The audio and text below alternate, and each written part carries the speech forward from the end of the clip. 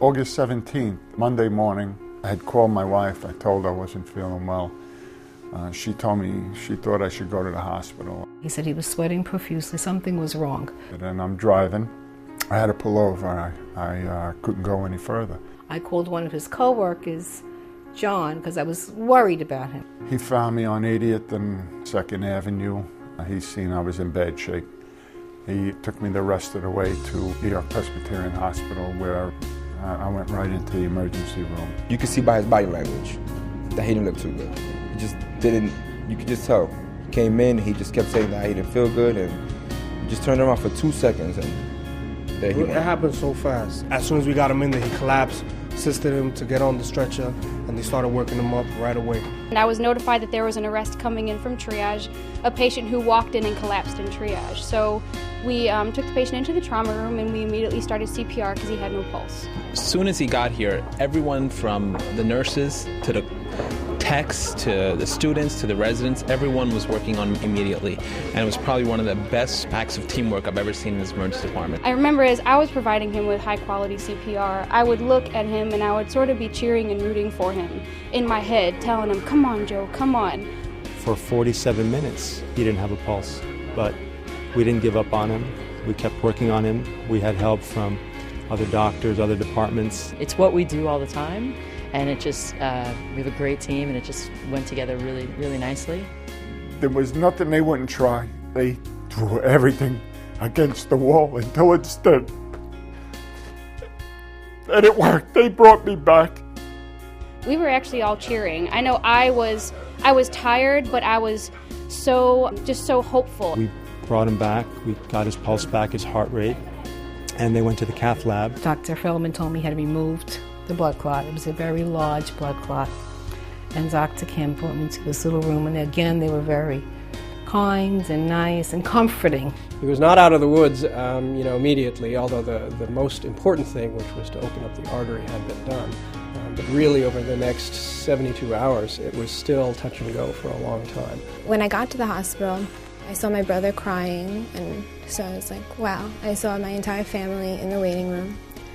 And my aunt, she just grabbed me, and she got really close to me, and she just told me what had happened, and I really just went into complete shock. And I just went straight to my brother, and I tried to comfort him.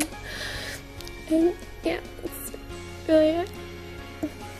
First, we didn't really know how serious it was until we walked into the room and saw all the different machines around him, and it was just tough to watch. I guess she was the head resident. She came over and she was explaining everything. She looked very calm, so it made me feel better about it. We were hoping for the best. His family was incredible at his bedside, and very, very patient and understanding. I could hear voices. My son told me, "Dad, I should stay here and hang in, and when I'm better, we'll get a chance to do these things that we haven't had the chance to do." They took care of him in a way that, just from looking from the outside, they just did everything right. It's right around the 48 to 72 hour mark is when he started to turn for the better. We managed to get some drips off, and we managed to get the balloon pump out. And then he just took off. He just started recovering, and it was amazing to behold. Thanks to this hospital, that they just don't stop in making sure that you're okay, and in doing so, they did a brain scan and they found out that I had an aneurysm. He's an incredibly lucky individual, very fortunate, but we were also able to mobilize all the resources that we have available to us here to treat the aneurysm. You feel like you're part of their family. You feel like it's a family member taking care of you. It makes me feel great. I mean, a man could go back home to his family and kids. You want to express to everyone that you're part of that team, and you're just proud of that. Being around such positive energy people, because every one of them was so nice. Everyone. You feel happy to be around that. I mean, it certainly helped me. To be where he is now is incredible. It makes everything we do worth it. I mean, this is why you become a nurse.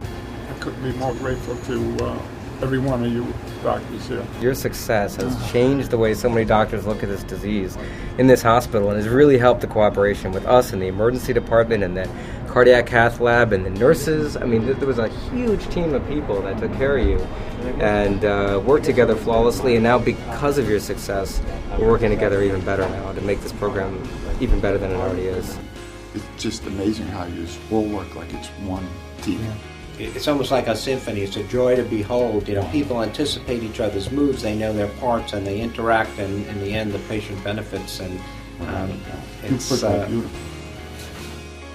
I know that it was the doctors from NewYork-Presbyterian and the many nurses, and the reason why I'm alive today. They gave me the chance to spend time with my family, continue my life. I'm truly indebted to this hospital. There's nothing I wouldn't do for them, because they proved to me there was nothing they wouldn't stop. They did everything for me.